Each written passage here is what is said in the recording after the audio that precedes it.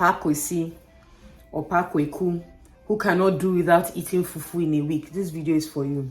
I couldn't fly with that. If not, they'll pack all my loads out of the plane. They won't even check it in because they'll be like, ma'am, I think you have a dead rat in your bag. It's African, it's made in Africa. Does not necessarily mean that it's clean, man. Why should there be coloring in shito? Why? What's the reason? Is shito not dark enough? What do we need coloring for? Aya video you see me more. Niti baba, niti omo, ati niti emimimo. Ami. I just simply said we declare this video holy in the name of the Father, the Son, and the Holy Spirit. In case you're wondering, that is the Yoruba language. Olajumoke. This is Jums of the thejumzb. Thank you for stopping by and you're welcome.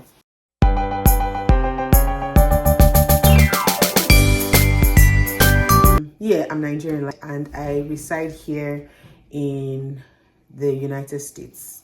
And I'm Ghanaian by association. You all should stop asking me, Jones, when did you... Nah, I've not gotten my Ghanaian citizenships, just so you guys know, I haven't. So if you've been following me since before, or if you didn't know, I am Nigerian, like I said, and I recently relocated from Ghana to the US. And I'm the messenger of good news to you people. So I'm the bearer of good news to you guys. But first things first, compliments of the season. Merry Christmas to you guys. Happy New Month to you. This is the first video for the month of December. Happy New Month. I pray that this season brings goodness, good tidings. I pray that God's will for your life be done. I pray that the mercies of God never ceases in your life. And may we not forget the reason for the season. Let's not forget why we're even celebrating Christmas in the first place. In this video, we're just going to be chilling and discussing some of the realities. I will pick one reality, right? I've spoken about a few realities of living in the US as an African, but I'm going to be talking about one of such realities. Now, I'm sure for those of you who are living here in the US and you're Africans, you can relate, you can sort of understand what I'm saying, you know. But I'm also making this video for my people back home because I've realized that I have quite a number of people watching me from Africa. So this is just informing you guys, putting it out there. I'm sure people might have said it to you once or twice, you've heard it here and there.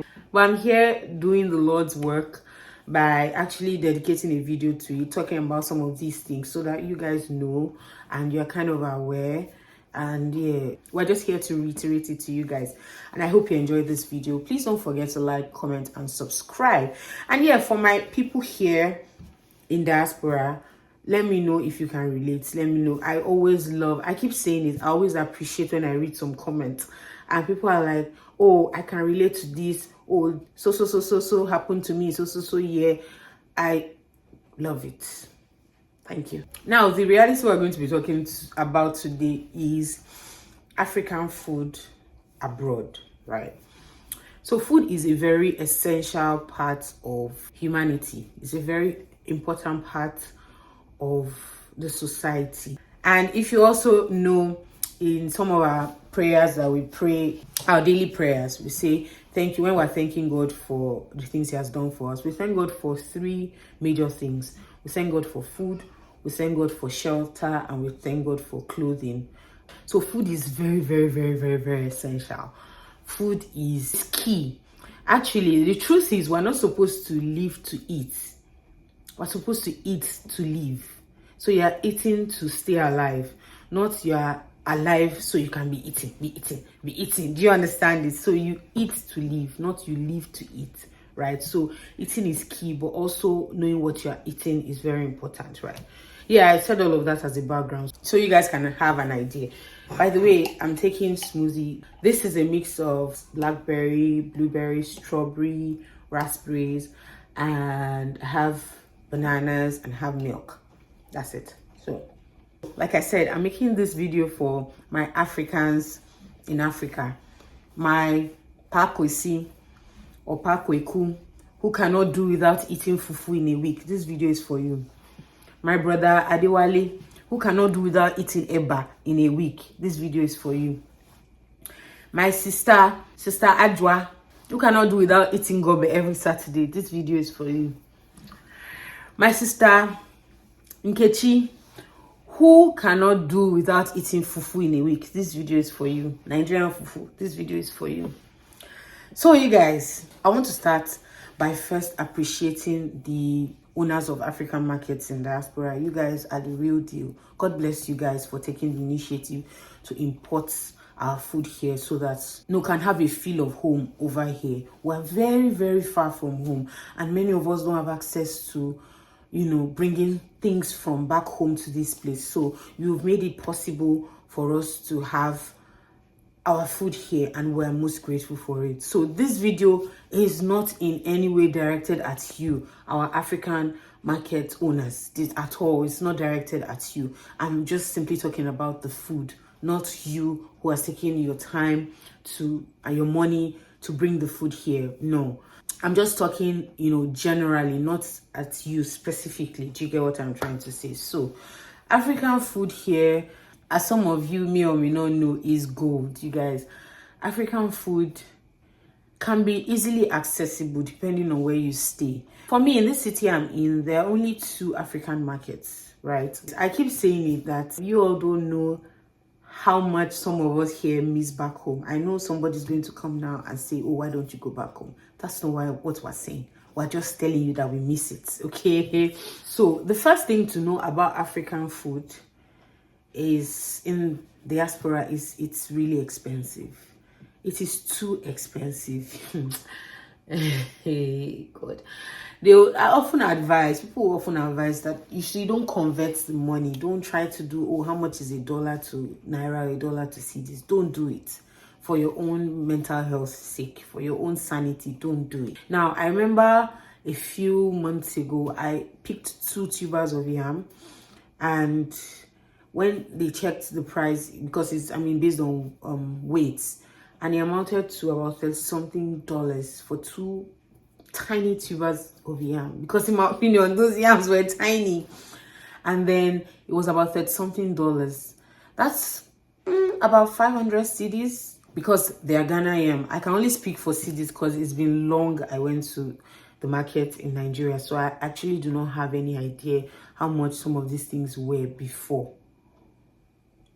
In the last 2-3 years, I really don't know how much things were as at then. So I can't even compare it with what they are now. But I can speak for Ghana. Imagine 2 tubers of yam costing about 500 cedis. Between 400 and 500 cedis. That's a lot, actually. That's a lot. But we still buy them because we need to eat yam. We need to eat our boiled yam with garden egg sauce. We need to eat our boiled yam with fried eggs or with egg stew. We need to eat our boiled yam with, some people eat yam and beans. Have you guys ever tried it? I learned about yam and beans for the first time in Nigeria. I don't know if Ghanaians eat it. I don't think Ghanaians. Do you guys eat beans with yam? Do you guys do it? I don't think so, but we eat yam and beans. Not everybody, but it's a delicacy. It's an actual food back in Nigeria. So things are really expensive. I think it also has to do with how long it takes to bring these things here, how much it costs to bring these things here. So it's expensive. And because you don't really have an option per se, like I said, except you have people bringing it for you, you kind of have to eat whatever you find. I think I've mentioned it in a video before, or have I? That the US is all about convenience. The place is all about convenience. So you get to see a lot of frozen foods because of preservation, So sometimes the longer it stays in the freezer, the better chances of maintaining its freshness, right? As opposed to when we're back home, we buy it fresh. Definitely, I know we can't get it fresh. I know, but I'm just telling you. So the other day, for the first time, I bought ewedu, that's jute leaves. I bought it from the African. I didn't even know they had, because I just said, you know what, let me try it, because we wanted to make amala, right? Amala is yam flour. That one, I got it from Nigeria. It was sent to me from Nigeria, right? So there's amala. Then begiri is made of beans. I get my beans from here in America. and they have Nigerian beans, they have honey beans. That's ewaloyi, they have it. They have regular brown beans, and then you need ewedu as well. So I got the ewedu, and it turned out really good. It was frozen. Yeah, obviously. Where will you get fresh ewedu from? It was, except probably you planted it in your garden or something. So I got the ewedu frozen, and I was surprised. It came out well. It was frozen, frosted it, blended it, and then cooked it. Added my ingredients and whatnot, and it came out really good. Some of us back home, we're not used to eating frozen food. So when you come here, it's as though you can't eat because the food is frozen. Do you guys know there are actually some people who don't eat frozen food? They have to eat it fresh. Yeah, so if you think you can come here and expect some fresh meal somewhere, some fresh leaf somewhere to make nice food for you because you don't eat frozen food, you're on a long thing, brother. You're on a real long thing. Some things that we didn't think would ever eat frozen, we're now eating it frozen in America. That is life for you. I could never have thought that I would buy frozen jute leaves. Never. Because I'm like, why? But here I am in America doing that. So personally, I'm not one that if I don't see my traditional meals, I'll fall sick. I'm not one of those people that if I don't eat my native food, I'm going to become ill. I can't survive. No, I'm not one of those people. Reason being that after I moved to Ghana, and I found out that a lot of our foods were not very accessible to me. Some of our leaves, I couldn't get them. And if I were to get them, they were really expensive. So I was like, is it really worth it? Or from where I was living, just imagine me going all the way to somewhere like Kaswa just because I want to get ugu leaf or something. It's too far. I want to get my smoked panda fish. There's nowhere to get it. So I did without a lot of these things. I actually did without them. And that just sort of prepared me for here. Because now that I don't have access to these fresh things, I'm fine. I'm okay. And guess what? Some of these things I've attempted to make them by myself. Back home where we buy cashew, we just go to the store and buy cashew. Now I'm roasting cashew by myself in my house. I'll buy the regular unroasted one and then come and roast it or salt it by myself in my house.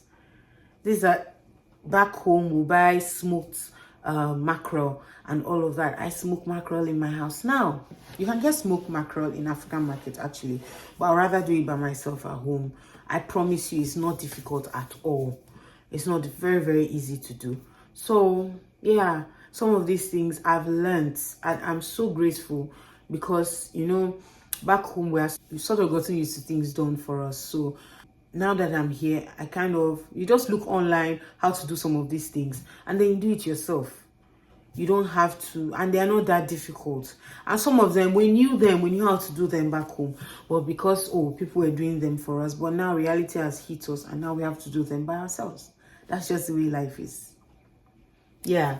So let me know in the comment section. Because I know I've not met personally, but I've seen some people online who say they don't really care for their African food abroad. If they find, fine. If they don't find, they are good.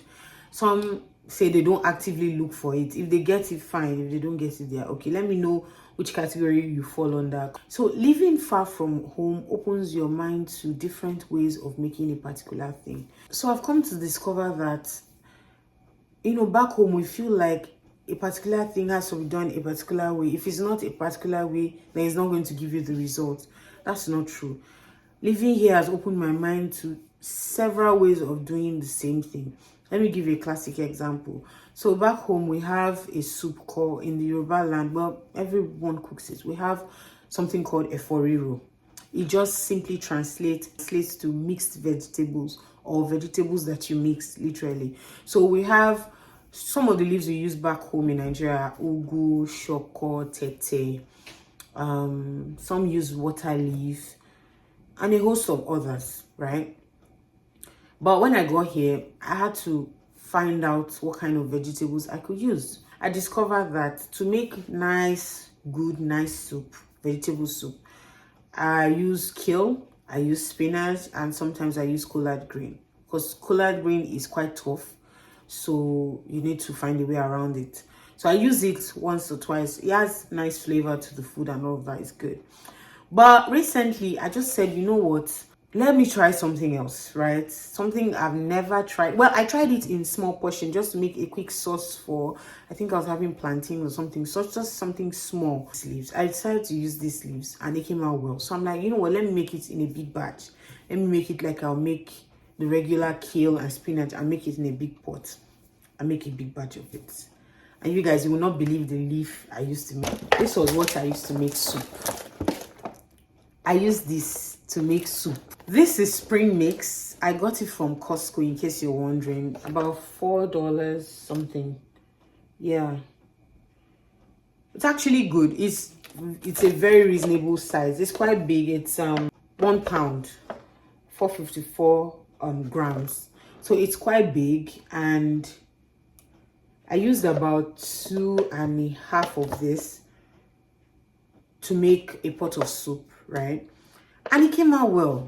So in this is something typical Americans will use for salad, you know, just for garnishing and all.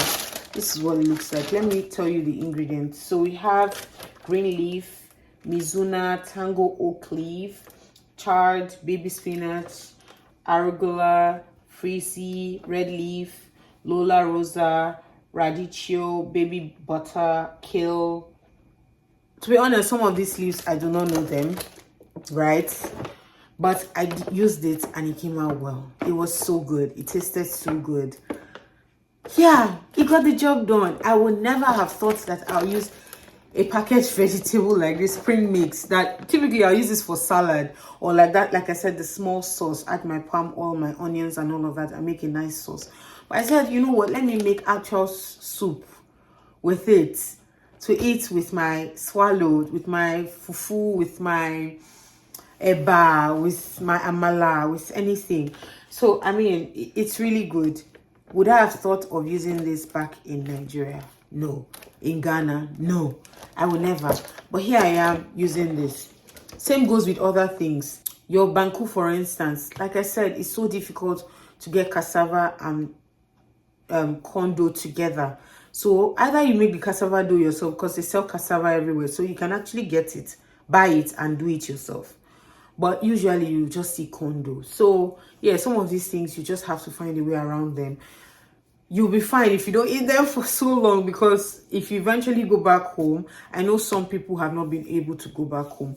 But that brings me to my next point. You guys who are back home, please, you people who are back home, yes, I'm saying epos. Be nice when you're coming to see us. Bring food. Bring food. Bring stuff that people can actually eat. Bring some of the good life that you guys are enjoying back home. Bring it to us here, please. Please bring some money, but dry it in the sun so that it kills the smell, because that thing can stink. I remember when I was coming, I actually aired it in the sun for about 2 days or so, because I needed to kill that smell. I couldn't fly with that. If not, they'll pack all my loads out of the plane. They won't even check it in, because they'll be like, ma'am, I think you have a dead rat in your bag. No, but nah, you need to dry it so that I can kill the smell. All these things, these nice things. But please know how to pack things. That's another thing. But I think I have. I'll put it, probably link it in my description. My packing vlog, the things I did. So in case you want to bring things for people, so you know how to pack, you know what to do, how to pack your stuff, so that you don't get to the airport and they fling everything inside the dustbin. God, I beg you. So yeah, those of you back home, we need food. We need African food. Bring it for us if you can. In one of my videos, somebody left a comment and said that, can I do a video on some of the ingredients I look out for when I'm buying food? Because I've talked about food ingredients 1,001 times. I'm always talking about reading your food ingredients, guys. I'm still going to do a video. Because it's going to be a lot. And it might not be a long video, I don't know. And it might be, I don't know, but it's just going to take a lot. I'm not a nutritionist. I do not have a background in nutrition. I don't. But I'm a layman, and I'm going to be talking to you as a layman. I'm going to be conversing with you as somebody who has the same level of education for nutrition. That's a lot of shin. Who has the same level of education concerning nutrition as you. We have the same level. I'm not better than you are. But these are things I've seen over time, and I've learned over time. And I said this to say that the fact that a food is a particular food or a particular ingredient from Africa, it doesn't mean that we shouldn't read labels, and it doesn't mean that it is entirely clean. Very recently, I decided to check the labeling of a particular chocolate drink that we all know. All of you, even you listening to this, you know the chocolate drink I'm talking about. And that was because I saw something on social media that prompted me to read it. Because you know the way we behave, because we grew up with these things. Hey, we all drank chocolate drinks. I won't call names. We all took butter or margarine. We all took all these things thinking they were good, because I mean, we all survive, we are fine, we all have good health to the glory of God. We are not going to take credit for it. I'm sure you are doing well, you are fine, you are healthy, you are strong. And you say, oh, you ate all these things as children when you were growing up, But the way things were made then is not the same way things are made now. When I read the ingredients of that thing, I'm just like, wow. Are you people, has this thing always been like this, or it's just now they change the ingredients? Because that chocolate drink is actually from Africa. So I mean, other countries are now producing, because the other day I saw one made in, is it Colombia or something like that? I don't know. But it's wild. So recently, in fact, not recently, today, as of the day of filming the video, let me be more specific. A bottle of shito came into my house. I'm saying bottle because don't be me buy it. I didn't buy it. And I decided, you know what, let me even read the ingredients, because that's all I do now. Be reading ingredients left, right. If you give me anything, especially things I don't know about, I will always read the ingredients, because we got to know what we're putting in our system. When we go out, we eat our parties. Oh, hey, don't get me wrong. Hey, Drums TV, me and you people know now, I'm always eating, always exploring food. Yes, if I can't read the label, fine. I mean, if there's no label, I'll eat whilst committing my stomach into God's hands. But the one where I can see the ingredients, I will read. So I read it, and I saw coloring in shito that you and I eat. And I'm like, why should there be coloring in shito? Why? What's the reason? Is shito not dark enough? What do we need coloring for? So I'm like, what is going on with us? Like, what exactly is going on with us? This is a call to action for you guys back home to read your ingredients. The fact that it's made by your people, the fact that it's made by your country, your continent, it doesn't mean you guys should not read your ingredients. Read. I'm begging you, read. Because in fact, this is supposed to be for the video that I'm actually planning for you guys. God giving me grace, I will film that video. God help me. I'll film that video. But I read the ingredients of custard. Thank God there are several brands of custard. Thank God, so nobody should come for me. And a particular brand of custard from Africa, I will not mention, from either Nigeria or Ghana. You do the guesswork. So recently, after I got here and I started learning more about reading ingredients, things to look out for, and I realized that the custard had dye. I don't know what I was thinking was the reason, custards are yellow or brown or pink, depending on, the flavor you buy. I don't know. I've never actually sat down to think about it. But they add dyes that we in America, or people in America, are trying to avoid. Some parts of Europe, in fact, excuse me, not even some parts of Europe, I think majority of Europe, they don't add dyes to their food. Red 40, yellow 5, I mean what? Blue 1, violet something. There's green 2. What again? All these dyes have negative effects on our bodies. But guess what? the thejumzb will still finish the custard in her house. I will not throw it away because it was money they used to buy it. I will finish it. The only thing is I will not be repurchasing. That's the only thing. But I will finish the one in my house. So it's just good to know these things. Gone are the days where we just put things in our mouths without reading. We need to read. So the fact that it's African, it's made in Africa, does not necessarily mean that it's clean, man. It doesn't mean that it's clean. So that got me thinking, because I'm like, I'm running away from dyes. And here it is in my kitchen from my African country. It has dye. Yeah. Yeah. God help us. But yeah, guys, it